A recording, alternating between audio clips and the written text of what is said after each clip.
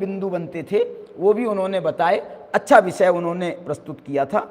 एक ही रतन चंद शास्त्री हैं दीवानगंज में आजकल, पहले ये कोटा में थे, तो ये सागर के हैं। इनने विषय लिया था नयों के भेद प्रभेदों का, निश्चय व्यवहार नयों के भेद प्रभेदों का।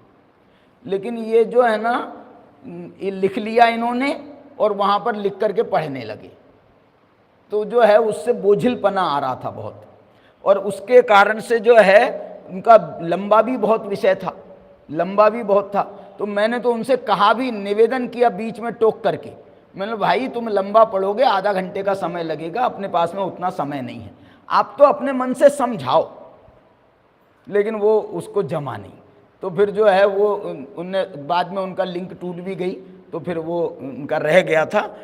लेकिन संजीव जी उस समय थे, आ गए थे, मैंने 8:45 के बाद की बात है, तो आ गए थे। तो संजीव जी से हमने कहा कि साहब जो इनका विषय था इसको आप संक्षेप में समझा दो, हमारे को समझ में नहीं आया। तो उन्होंने 5 मिनट में, इतना बड़ा विषय 5 मिनट में, उनको तो इतना विषय जिनागम के ऐसे रटे हुए हैं संजीव जी को कि आप कोई विषय कहो। ये जयपुर में जो उन्होंने क्लासेस ली है ना, शिविरों में, नए चक्र की क्लास ली, क्रमबद्ध पर्याय की क्लास ली, गुणस्थान आदि का उनका विषय खूब अच्छा, पीएचडी का विषय उनका भूगोल है। आप कोई भी विषय पर उनको बोलो, वो तैयार है बिल्कुल। आप तो बिना आंख 2 बजे रात को उठाओ उनको और गद्दी पे बिठा दो और विषय दे दो, माने इतने विषय उनके तैयार हो गए।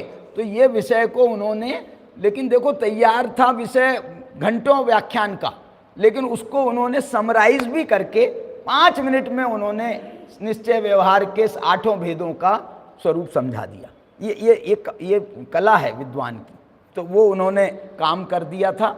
उसके बाद में चौथा विद्वान था कल का, अपने दाऊ, जो रमेश दाऊ हैं, उनका बेटा साकेत, उसने बहुत अच्छा विषय लिया था, नए वस्तु व्यवस्था विश्लेषण के लिए क्या पर्याप्त हैं, ये विषय उसने लिया। उसका थोड़ा उसने दूसरी लाइन में चला गया था।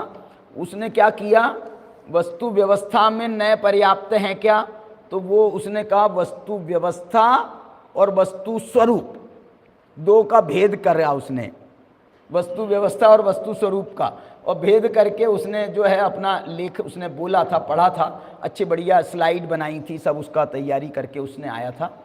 फिर लेकिन हमारे ये जो है ना अध्यक्ष महोदय, कौन, ब्रह्मचारी अमित भैया, उन्होंने कहा भैया वस्तु व्यवस्था में और वस्तु स्वरूप में क्या अंतर है, मेरे को तो नहीं मालूम।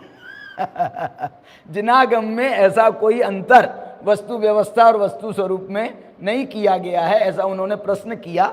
फिर उसने अपने ढंग से बताया, लेकिन लौकिक तरीके से उसने ये कहा कि ये जितना व्यवहार नय का जो भेद प्रभेद हैं, ये तो वस्तु व्यवस्था को बताने वाले हैं, और वस्तु स्वरूप को बताने वाला निश्चय नय है, ऐसा कह करके उसने कुछ उसकी कोशिश की थी। अच्छा प्रयास था उसका। चलिए, इस प्रकार से मैंने आज के भी 4 वक्ता बता दिए कि नहीं बता दिए हैं? आज के 4 वक्ता जो हैं, अंकुर भैया हैं, हाँ अंकुर जी हैं आज के 4 वक्ताओं में। दूसरे वक्ता हैं आपके, एक मिनट में बता देता हूँ। दूसरे वक्ता नीरज का बताया था ना नाम। तीसरे वक्ता संयम का नाम बताया। चौथे वक्ता है राजेंद्र शास्त्री मकरोनिया के। ये एकमात्र ऐसे वक्ता हैं जिन्होंने निश्चय व्यवहार से आगे बढ़ करके द्रव्यार्थिक पर्यायार्थिक नयों पर ये इनको विषय इनने चुना है।